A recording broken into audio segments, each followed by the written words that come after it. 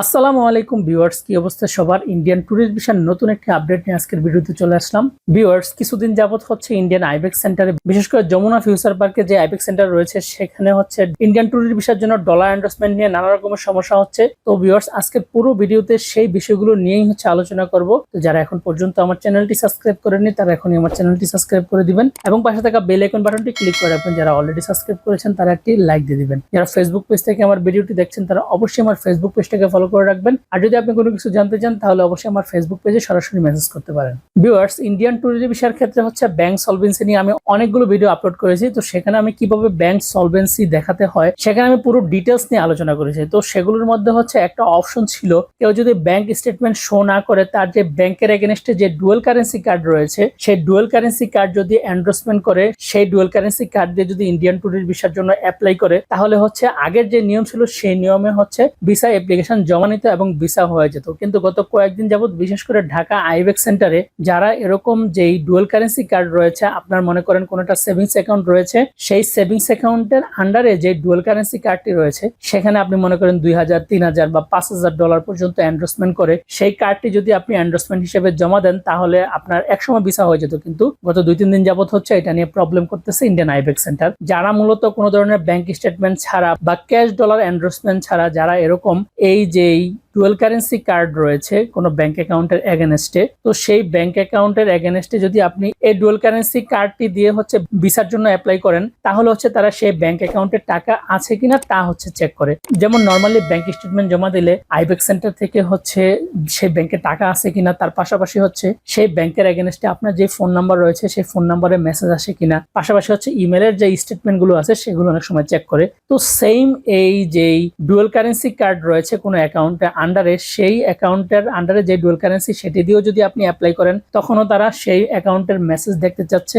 তার পাশাপাশি হচ্ছে আপনার ইমেলে কোনো মেইল আসতেছে কিনা লেনদেনের সেগুলো হচ্ছে দেখতে চায়। তো সবচেয়ে গুরুত্বপূর্ণ বিষয় হচ্ছে আপনি মনে করেন 2000 ডলার হচ্ছে আপনার কার্ডে ধরেন এনরোল করলেন, কিন্তু আপনার অ্যাকাউন্টে যদি টাকা নাও থাকে ব্যাংক কর্মকর্তা কিন্তু আপনাকে এই কার্ডের এগেনস্টে 2000 ডলার হচ্ছে এন্ডোর্সমেন্ট করে দিবে। আপনি যখন 2000 ডলার এন্ডোর্সমেন্ট করে সেই কার্ড দিয়ে যখন অ্যাপ্লাই করছেন তখন আসলে ভিসা অফিসার এখন দেখতে চাচ্ছে যে আসলে কি আপনার অ্যাকাউন্টে এই 2000 ডলার সমপরিমাণ বাংলা টাকা আছে কিনা। তো এই জিনিসটা হচ্ছে দেখতে চাচ্ছে।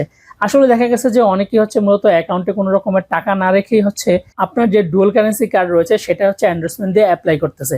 তো এক্ষেত্রে দেখা যায় যে আসলে ব্যাংক সলভেন্সি আসলে কিন্তু অ্যাকচুয়ালি প্রমাণ হয় না, কারণ অনেকের টাকা না থাকলেও হচ্ছে শুধু এটা ব্যাংকে গিয়ে সামান্য কিছু টাকা দিয়ে হচ্ছে এই ডুয়াল কারেন্সি কার্ডগুলো হচ্ছে এন্ডোর্সমেন্ট করে হচ্ছে জমা দেওয়া যেত। তো এই জিনিসটা হচ্ছে ইন্ডিয়ান আইবেক্স সেন্টার বুঝতে পেরেছে, যে কারণে তারা হচ্ছে আসলে কি আপনি সলভেন্ট কিনা সেটা যাচাইয়ের জন্য হচ্ছে যদি আপনি এই ডুয়াল কারেন্সি কার্ড দিয়ে আপনার এন্ডোর্সমেন্টটা শো করান তাহলে হচ্ছে যে পরিমাণ এন্ডোর্সমেন্ট আপনি দেখাচ্ছেন সেই পরিমাণ বাংলা টাকা কি আপনার অ্যাকাউন্টে আছে কিনা এটা হচ্ছে তারা চেক দিচ্ছে। তো এরকম যাদের হচ্ছে ডুয়াল কারেন্সি কার্ডের মাধ্যমে হচ্ছে অ্যাপ্লাই করতেছেন তাদের ম্যাক্সিমামের হচ্ছে ফাইল গ্রহণ করতেছে না ইন্ডিয়ান আইবেক্স সেন্টার থেকে। তো সেক্ষেত্রে হচ্ছে তারা যেটা করতেছে, ইন্ডিয়ান আইবেক্স সেন্টারে যে এসবিআই ট্রাভেল কার্ডের বুথ রয়েছে সেই এসবিআই ট্রাভেল কার্ডের বুথ থেকে অনেকেই হচ্ছে বাধ্য করা হচ্ছে আসলে যে তাদের যে কার্ডটি আছে সেটি হচ্ছে নেওয়ার জন্য। তো এখন আসলে আপনারা যেটা করতে পারেন, আপনারা যদি কোনো রকমের ব্যাংক স্টেটমেন্ট ছাড়া হচ্ছে শুধুমাত্র কার্ড এন্ডোর্সমেন্ট দিয়ে যদি অ্যাপ্লাই করেন, অ্যাপ্লাই করতে গেলে যদি ভিসা অফিসার আপনার যে ফাইলটা যদি গ্রহণ না করে তাহলে আপনারা যদি পূর্ব প্রস্তুতি নিয়ে যান তাহলে হচ্ছে আপনারা ইন্ডিয়ান আইবেক্স সেন্টার থেকে যে এসবিআই ট্রাভেল কার্ড রয়েছে সেটা হচ্ছে নিতে পারবেন। তো সেজন্য হচ্ছে ন্যূনতম 150 ডলার সমপরিমাণ যেটা নিয়ম সেই অনুযায়ী হচ্ছে কার্ডে এন্ডোর্সমেন্ট করে এবং সেই কার্ডের যে 150 ডলার সমপরিমাণ বাংলা টাকা সেটা হচ্ছে 19,000 সামথিং। ধরেন আপনি 20,000 টাকা যদি নিয়ে যান তাহলে হচ্ছে আপনারা সেই কার্ডটি দিয়ে হচ্ছে অ্যাপ্লাই করতে পারবেন। কিন্তু যদি আপনার যেই ডুয়াল কারেন্সি কার্ড রয়েছে সেটা যদি কোনো রকমের যাচাই বাছাই না করে যদি ভিসা অফিসার আপনার ফাইলটি গ্রহণ করে তাহলে কিন্তু আপনারা সেই এসবিআই ট্রাভেল কার্ড নিতে হবে না। তো ভিউয়ার্স, আশা করি যারা মূলত এই এখন কোনো রকমের ব্যাংক স্টেটমেন্ট ছাড়া ইন্ডিয়ান আইবেক্স সেন্টারে শুধুমাত্র আপনার যে ডুয়াল কারেন্সি কার্ড রয়েছে আপনার অ্যাকাউন্টের এগেনস্টে সেই কার্ড দিয়ে হচ্ছে যারা অ্যাপ্লাই করেন তাদের জন্য যে সমস্যাগুলো হচ্ছে সেটা আপনারা বুঝতে পেরেছেন। তো ভিউয়ার্স, আজকের ভিডিওটি মূলত এই পর্যন্তই। যারা এখন পর্যন্ত আমার চ্যানেলটি সাবস্ক্রাইব করেনি তারা এখনই আমার চ্যানেলটি সাবস্ক্রাইব করে দিবেন এবং পাশে থাকা বেল আইকন বাটনটি ক্লিক করে রাখবেন। যারা অলরেডি সাবস্ক্রাইব করেছেন তারা একটি লাইক দিয়ে দিবেন। যারা ফেসবুক পেজ থেকে আমার ভিডিওটি দেখছেন তারা অবশ্যই আমার ফেসবুক পেজটাকে ফলো করে রাখবেন।